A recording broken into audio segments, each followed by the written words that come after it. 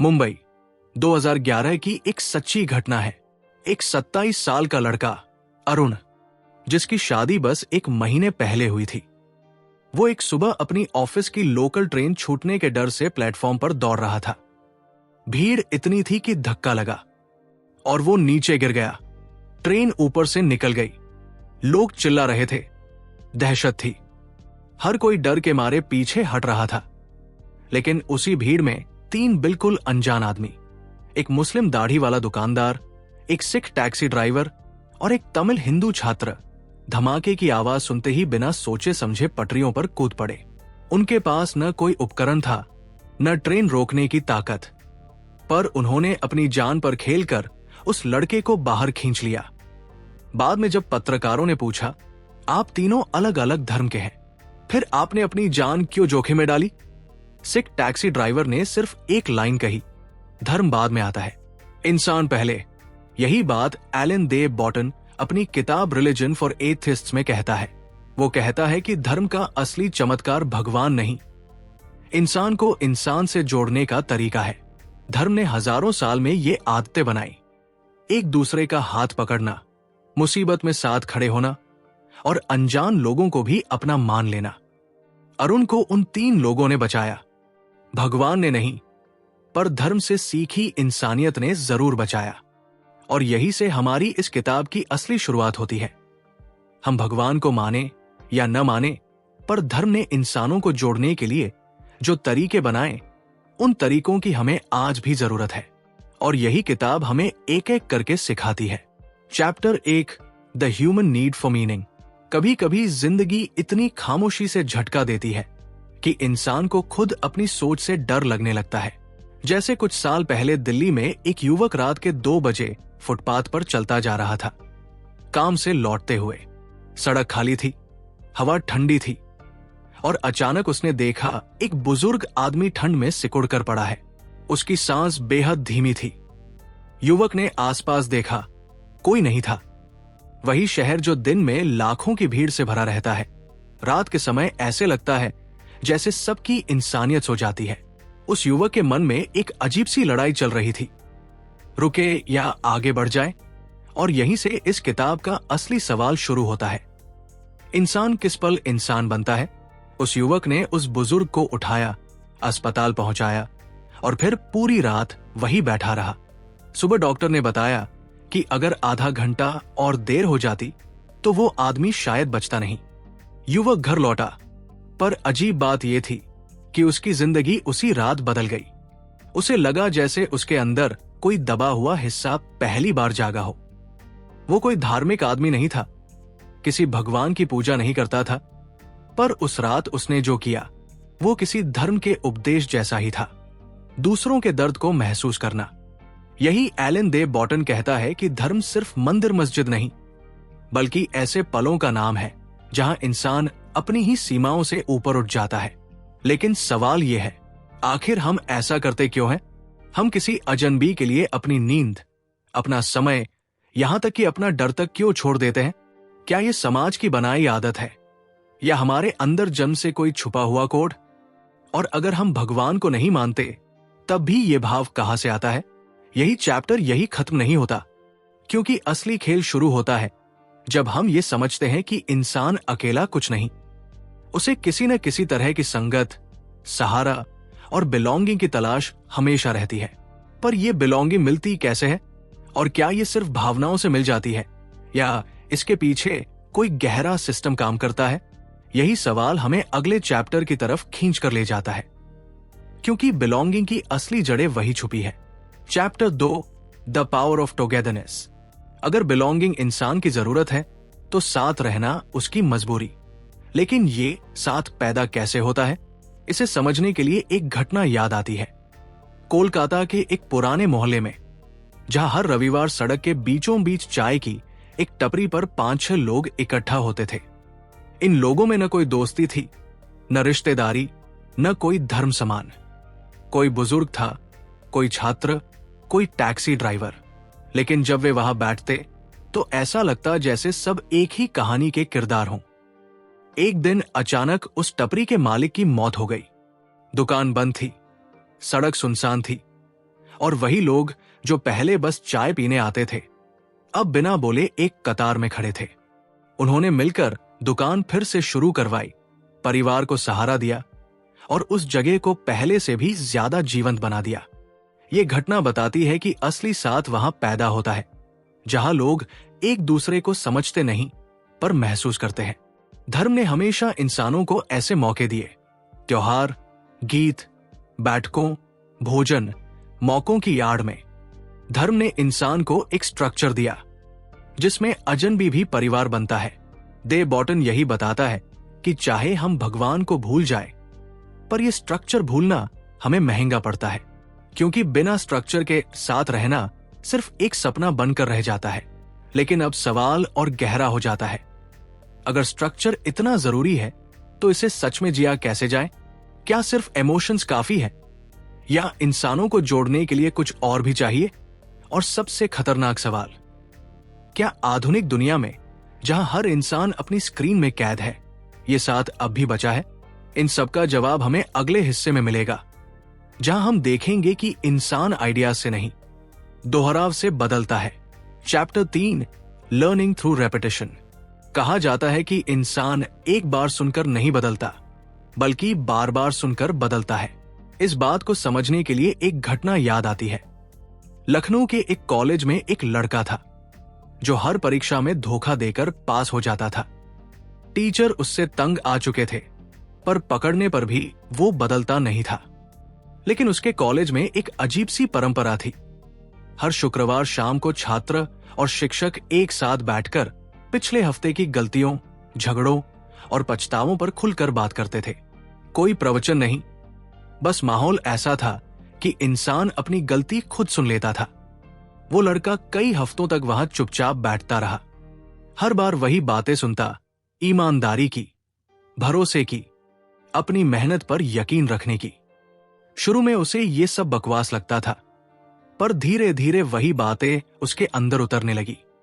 एक दिन जब परीक्षा में उसे मौका मिला कि वो आसानी से चीटिंग कर सकता था, उसके हाथ खुद ही रुक गए।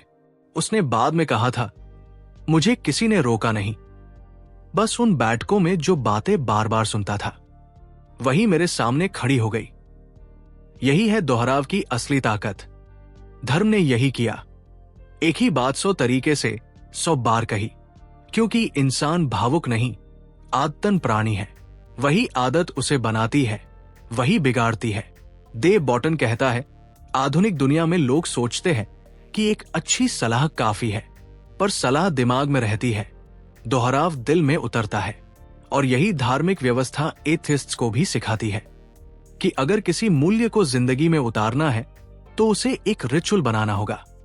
अब सवाल यह है कि इंसान में ये सॉफ्टनेस, ये सब बदलना आता कैसे है? दोहराव तो दिमाग को बदलता है, लेकिन दिल को कौन छूता है? दिल को नरम कौन बनाता है? उसका जवाब चैप्टर 4 की गहराई में छुपा है। Chapter 4, the architecture of kindness. दिल को बदलने की कहानी कई बार किसी बड़ी घटना से नहीं, बल्कि एक छोटी सी मुलाकात से शुरू होती है। जैसे जयपुर की एक बस में एक बूढ़ी महिला पास की सीट पर चढ़ नहीं पा रही थी। भीड़ हमेशा की तरह जल्दी में थी। किसी ने देखा, किसी ने अनदेखा किया, लेकिन पीछे खड़े एक शांत स्वभाव के युवक ने बिना बोले उसका हाथ थामकर उसे सीट पर बैठा दिया। महिला ने बस इतना कहा, बेटा, आज तूने मुझे मंदिर की याद दिला दी। ये सुनकर युवक हंसा, क्योंकि वो धर्म में विश्वास नहीं रखता था। लेकिन उस पल उसे समझ आया कि मंदिर का मतलब सिर्फ इमारत नहीं, बल्कि वो एहसास है जो इंसान को सुरक्षित, सम्मानित और देखा सुना हुआ महसूस कराता है। दे बॉटन इसी बात पर जोर देता है। धर्म ने काइंडनेस को सिर्फ सलाह नहीं बनाया, बल्कि एक माहौल बनाया जिसमें लोग नेचुरली कोमल हो जाए। जैसे गुरुद्वारे का लंगर, जहां अमीर गरीब, किसी भी धर्म का इंसान एक ही पंक्ति में बैठकर खाना खाता है। वहां भोजन सिर्फ खाना नहीं होता, वो बराबरी का एहसास होता है। इसी तरह एक मस्जिद में शुक्रवार की नमाज के बाद लोग एक दूसरे से गले मिलते हैं। ये सिर्फ जेस्चर नहीं, बल्कि संबंधों की मरम्मत है। आधुनिक दुनिया में काइंडनेस ऑफन ऑकवर्ड लगता है, मानो कोई हमसे कुछ चाहता हो, लेकिन धार्मिक वातावरण में काइंडनेस एक रूटीन है, एक सामूहिक भाषा, जहां इंसान को अच्छा बनने में शर्म नहीं आती। अब सवाल यहां खत्म नहीं होता।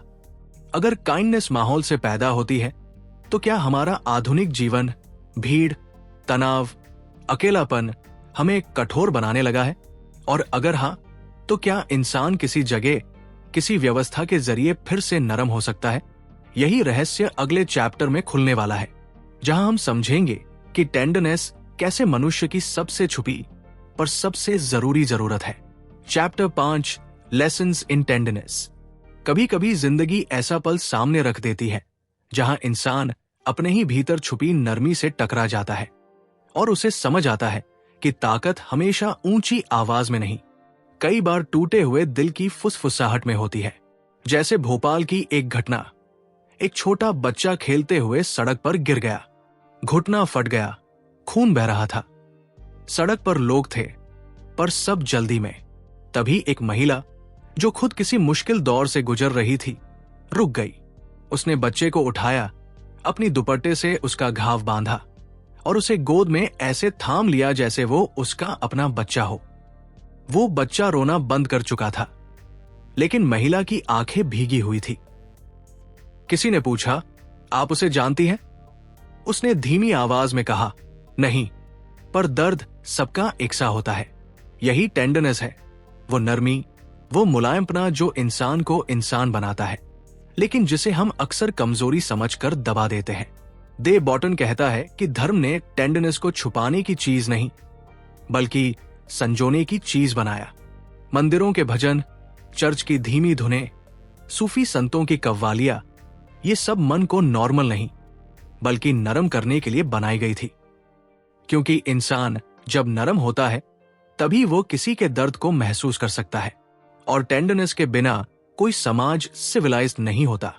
आज की दुनिया में टेंडरनेस कम दिखाई देती है, क्योंकि हर कोई अपनी स्पीड में, अपनी लड़ाइयों में, अपनी स्क्रीन में खो गया है। लेकिन इंसान की आत्मा को टेंडरनेस की उतनी ही जरूरत है जितनी शरीर को हवा की। सवाल ये नहीं कि टेंडरनेस कहां गायब हो गई। सवाल यह है कि क्या हम अपनी ही भावनाओं को सुनने की हिम्मत रखते हैं? और फिर एक और बड़ा सवाल खड़ा होता है, अगर इंसान टेंडर है, कमजोर है, नाजुक है, तो जीवन की कड़वाहट, असफलताएं, नुकसान, टूटन, इनका सामना कैसे करे? क्या टेंडरनेस अकेले काफी है, या हमें जीवन की सच्चाई को स्वीकार करने की भी क्षमता चाहिए? इस सवाल का जवाब अगले चैप्टर में खुलता है, जहां जीवन की सबसे असहज सच्चाई हमारा इंतजार कर रही है। Chapter 6, accepting life's imperfections. जीवन के इम्परफेक्शंस एक अजीब तरह का बोझ है। आवाज नहीं करते, पर हर पल हमारे कदमों से चिपके रहते हैं। ये बात सबसे गहराई से तब समझ आती है जब हम किसी ऐसे इंसान से मिलते हैं जिसने जीवन से लड़ाई तो जीती नहीं, पर हार भी नहीं मानी। जैसे हैदराबाद की एक महिला जिसने अपना छोटा सा बिजनेस शुरू किया था, बहुत उम्मीदों से, लेकिन कुछ ही महीनों में नुकसान, धोखा, कर्ज और आखिरकार दुकान बंद। लोग कहते थे, तुम्हारी किस्मत खराब है।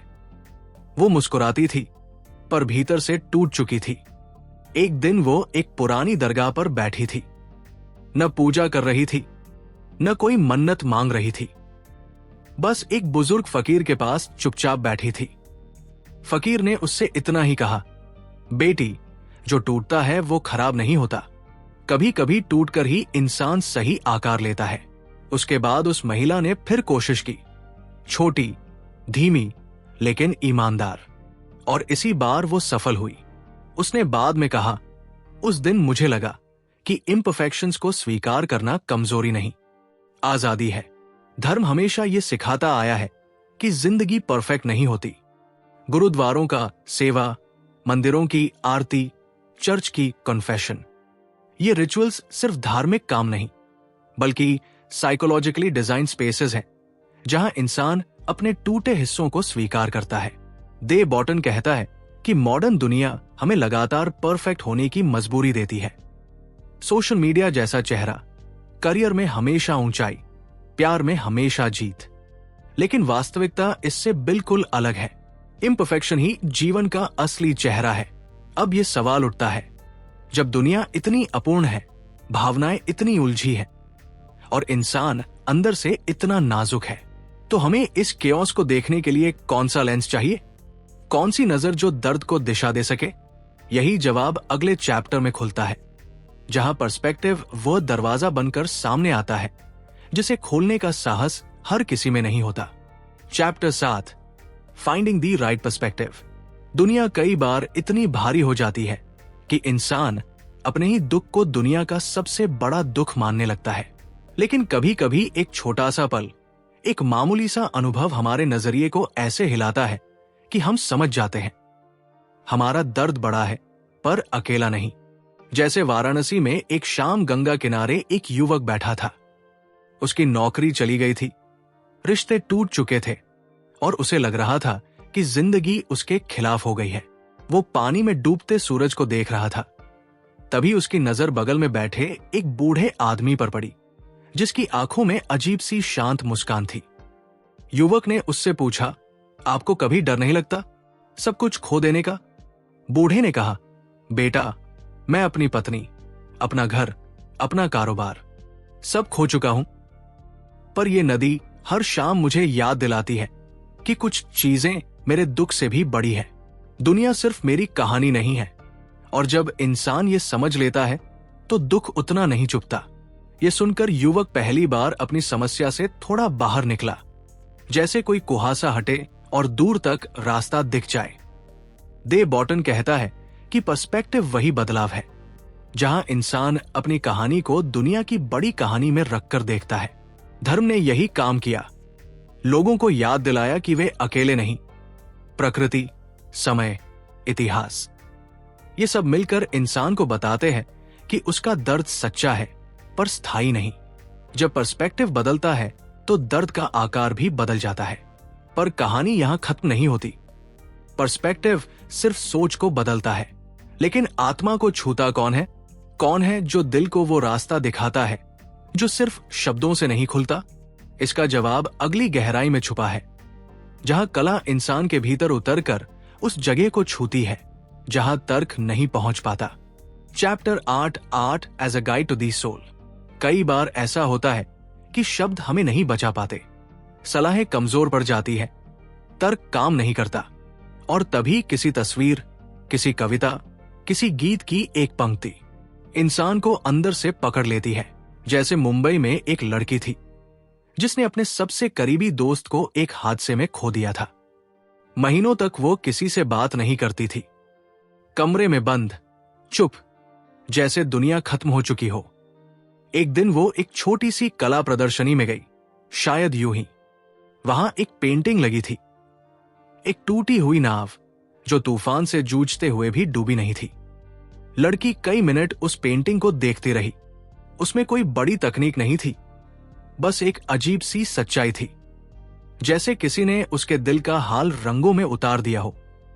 वो रो पड़ी, सालों बाद पहली बार रो पड़ी, और उसी दिन से उसकी हीलिंग शुरू हुई। दे बॉटन कहता है कि कला सिर्फ सुंदरता नहीं, कला एक रास्ता है जो इंसान को उसकी ओन ट्रूथ तक ले जाता है। धर्म ने कला को इसलिए अपनाया क्योंकि कला दिल को ऐसे खोलती है जैसे चाबी ताले को।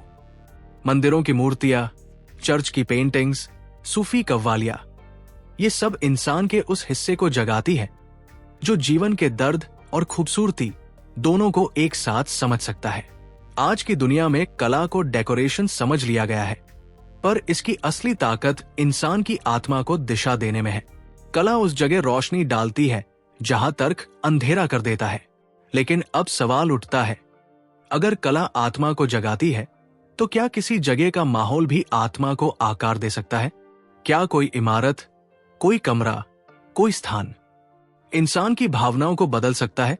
और अगर हां, तो कैसे? यही रहस्य अगले चैप्टर के दरवाजे पर इंतजार कर रहा है। चैप्टर 9, स्पेसेस दैट शेप अस। कभी आपने महसूस किया है कि कुछ जगह इंसान को भीतर तक बदल देती है? जैसे किसी कमरे में घुसते ही बेचैनी बढ़ जाती है, जबकि किसी और जगह पर पहुंचकर बिना वजह शांति उतर आती है। ये जादू नहीं, माहौल का असर है। और यही बात दे बॉटन बार बार समझाता है। जगहें सिर्फ जगह नहीं होती, वे हमारे अंदर छुपी भावनाओं को आकार देती है। दिल्ली की एक लड़की थी, कॉर्पोरेट नौकरी, हमेशा भागदौड़, हमेशा तनाव। ऑफिस कांच के टावर जैसे बिल्डिंग में था, रोशनी चमचमाती, दीवारें बिल्कुल सीधी और ठंडी। वो कहती थी कि इस जगह में एक भी चीज जिंदा नहीं लगती। हर दिन उसके अंदर एक खालीपन बढ़ता गया। एक दिन ऑफिस के बाद वो इंडिया हैबिटेट सेंटर में भटकते भटकते पहुंच गई। वहां की खुली जगहें, पेड़ों की सरसराहट, धीमा संगीत, उसे लगा जैसे वो पहली बार सांस ले रही हो। ये सिर्फ सुंदरता का असर नहीं था, यह स्पेस साइकोलॉजी थी जिसे धर्म सदियों से समझता आया है। मंदिर ऊंचे होते हैं ताकि इंसान अपने अहंकार को छोटा महसूस करे। गुरुद्वारे में बैठते ही दिल नरम पड़ जाता है। सूफी दरगाहों की गोलाई मन को घुमावदार, मुलायम भावनाओं की ओर ले जाती है। यानी इंसान के मन को बदलने का सबसे तेज तरीका है उसके आसपास की जगह को बदल देना। आज की दुनिया में हम जगहों को प्रैक्टिकल समझते हैं, कीमत, लोकेशन, डिजाइन, पर धर्म ने जगहों को भावनाओं की मशीन की तरह इस्तेमाल किया। एक चर्च, एक मस्जिद, एक मंदिर, ये सभी आपकी सोच को बिना बोले बदल देते हैं। तो सवाल ये उठता है, अगर सही जगह हमें शांति दे सकती है, नम्र बना सकती है, जोड़ सकती है, तो क्या हम अपनी मॉडर्न दुनिया में नई स्पिरिचुअल जगह बना सकते हैं? ऐसी जगह जिनका धर्म से संबंध न हो पर इंसान को वही सुकून दे सके।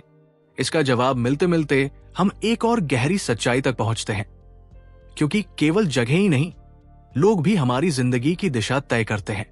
और यहीं से अगला चैप्टर शुरू होता है। Chapter 10, what we can borrow from religion. धर्म में कई ऐसी चीजें हैं जिन्हें हम माने या ना माने, पर उनसे सीख तो सकते हैं। और देव बॉटन कहता है, मॉडर्न दुनिया का सबसे बड़ा नुकसान यह है कि लोगों ने धर्म को पूरी तरह छोड़ दिया पर उसकी समझ को नहीं अपनाया।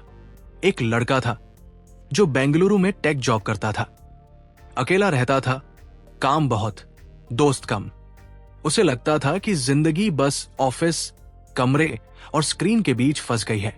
एक दिन उसके फ्रेंच कोलीग ने उसे बताया कि उनके देश में छोटे छोटे कम्युनिटी डिनर्स होते हैं जहां लोग एक साथ बैठकर खाते हैं।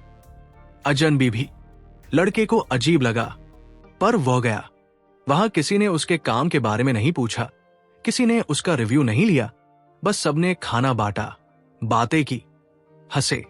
उसे वही एहसास हुआ जो एक गुरुद्वारे की लंगर में होता है, सब बराबर, सब जुड़े हुए।